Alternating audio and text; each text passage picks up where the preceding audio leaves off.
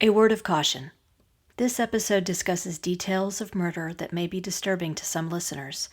Discretion is advised for anyone under the age of 13.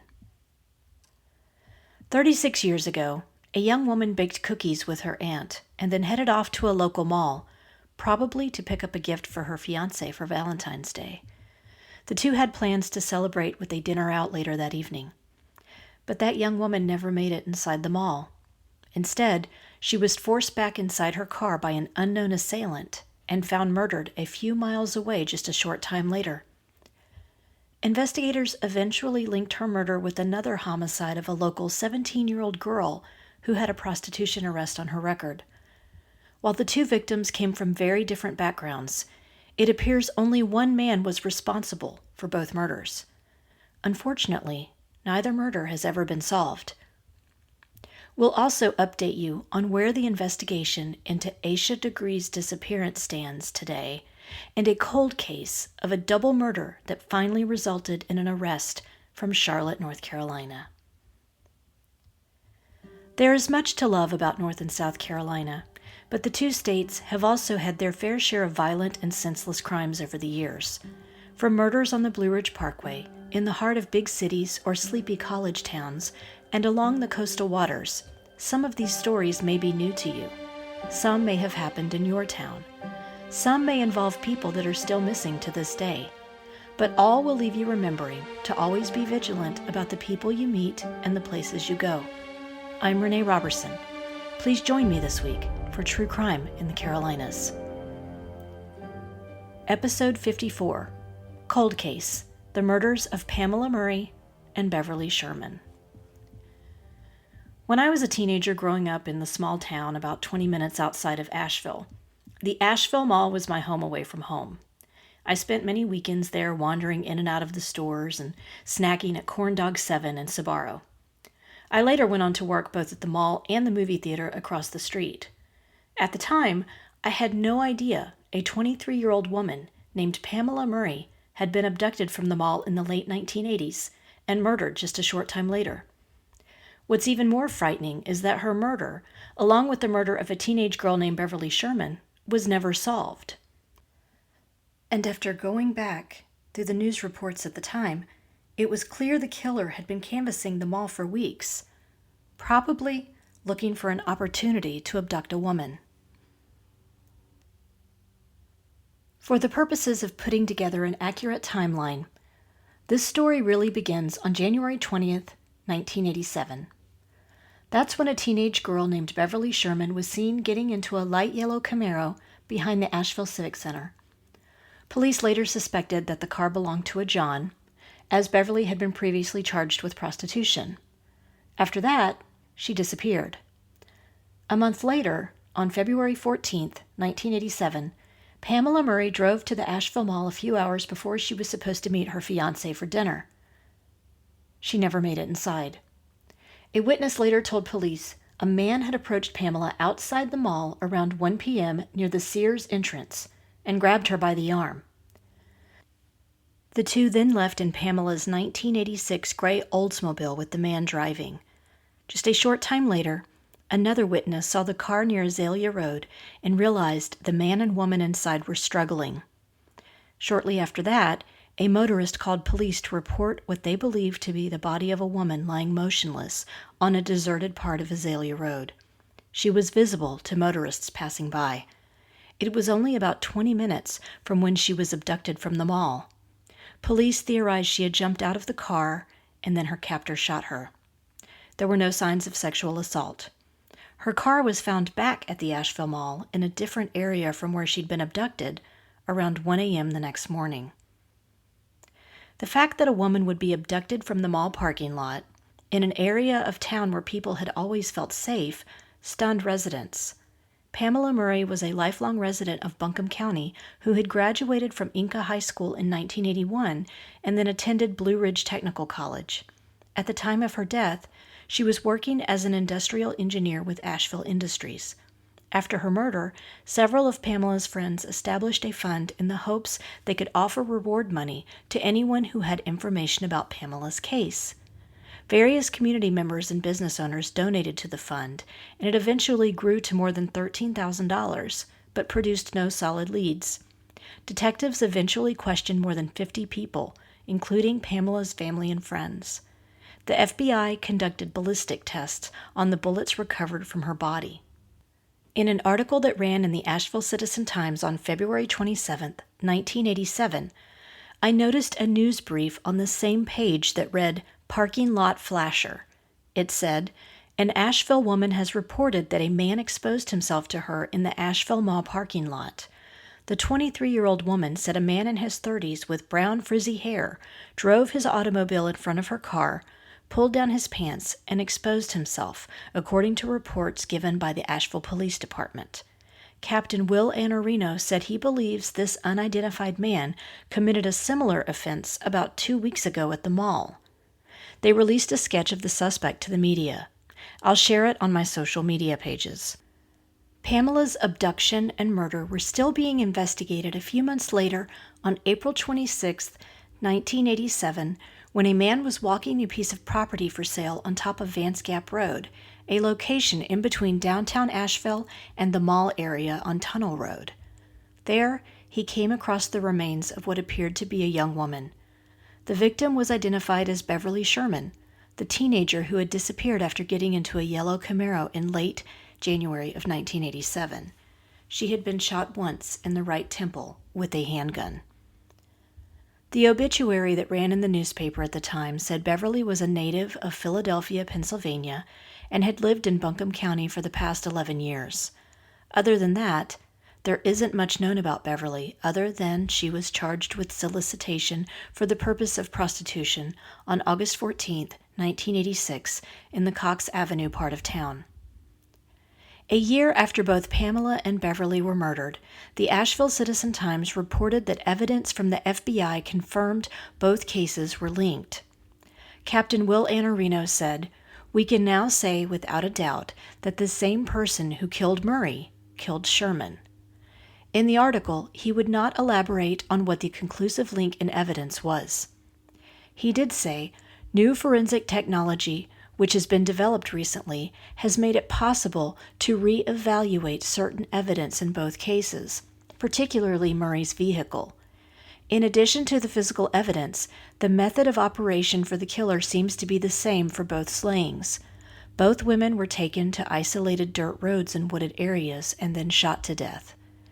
A witness who had seen Beverly Sherman get into that yellow Camaro confirmed the driver of the car looked like the police sketch of the man seen with Pamela on the afternoon she was abducted and murdered. The man was described as a white male in his mid-30s with blondish hair. If you follow the series of news reports that came out right after Pamela's murder, you'll see that the killer was likely visiting the mall in search of his next victim after Beverly Sherman. On February 11th, a woman had reported a man tried to kidnap her from the mall parking lot.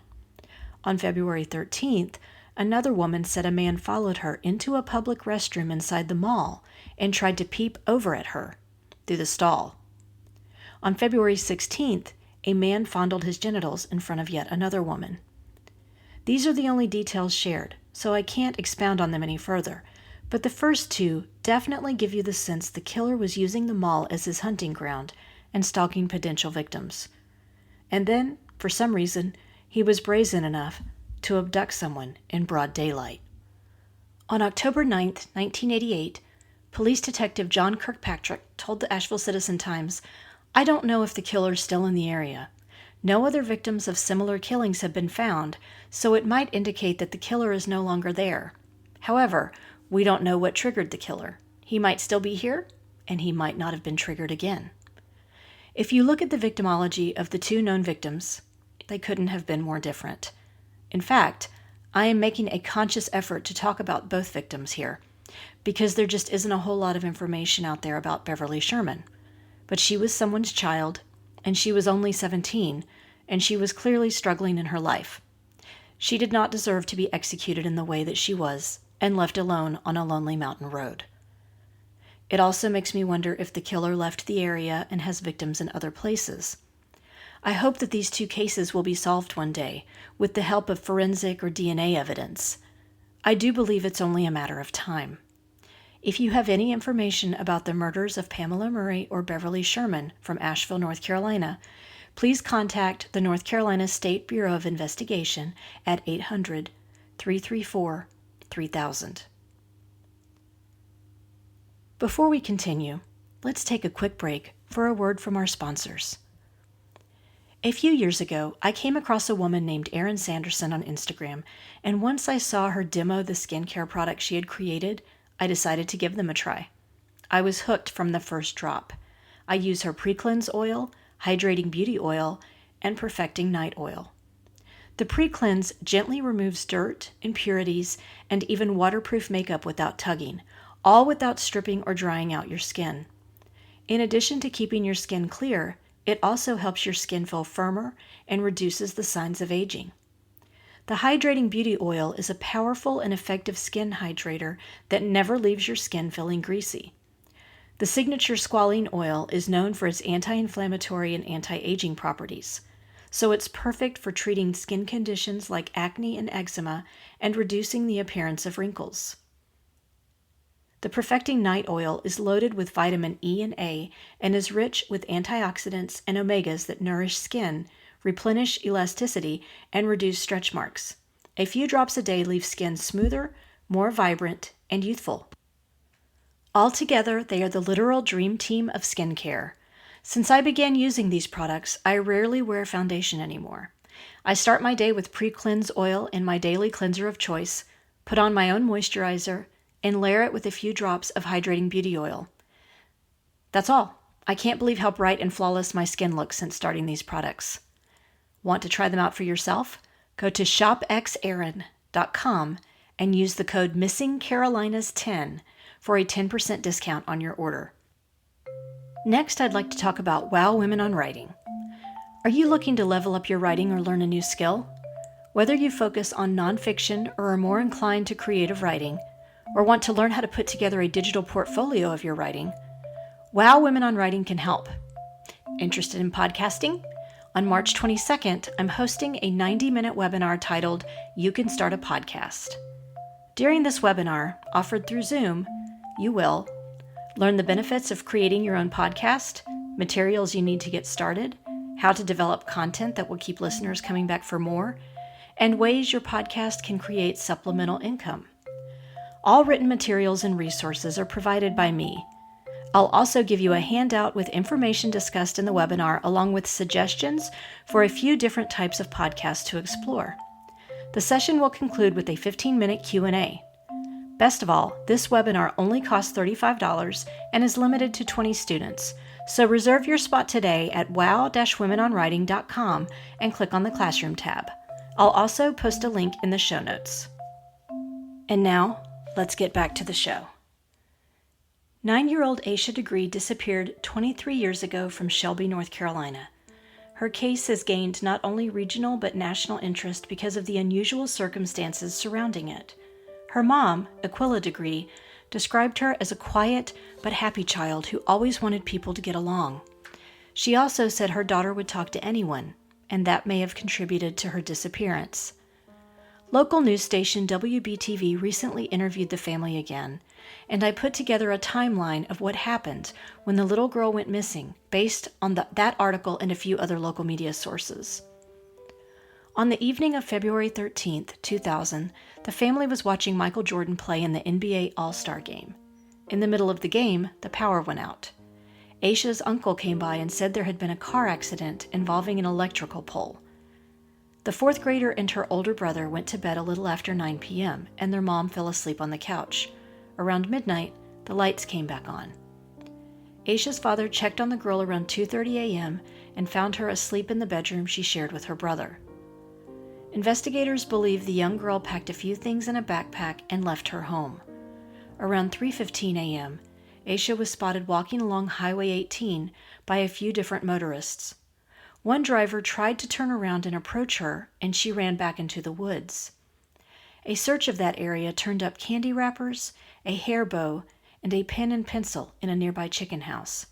Those items may have belonged to Asha. The next morning, Asha's mother discovered her daughter wasn't in her room. She reported her daughter missing around 6 a.m.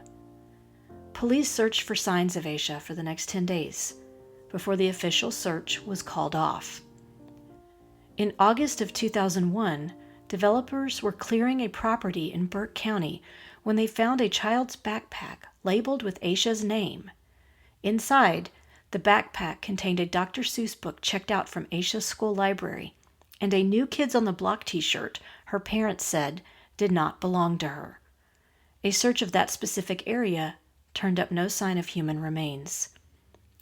In 2016, the FBI and Cleveland County Sheriff's Office released a photo of a car they believe Asha may have gotten into the night she went missing. It is described as an early 1970s Lincoln or Ford Thunderbird, dark green with rust around the wheel wells. In 2013, Asha's mother told the Charlotte Observer that she feels she can't trust anyone. She says her biggest fear is that someone their family knows took Asha, and it could be a person who tried to help look for their daughter when she went missing. In 2014, a 53-year-old man named Marcus Mellon wrote a letter to the Shelby Star newspaper. It read, "Asha Degree has been missing for over 20 years. About 4 months ago, I had found out her whereabouts and what had happened to her. She was killed and then took and buried. I do know how and what town she is in. I hope you get this letter and do come see me. It's on the up and up." At the time, Marcus Mellon was serving time in a North Carolina prison for sex crimes against children. Investigators interviewed the man and decided his claims of knowing what happened to Asha had no merit. There is currently a $45,000 reward being offered for information leading to an arrest in this case. Anyone with tips should call 704-484-4788 or 704-672-6100.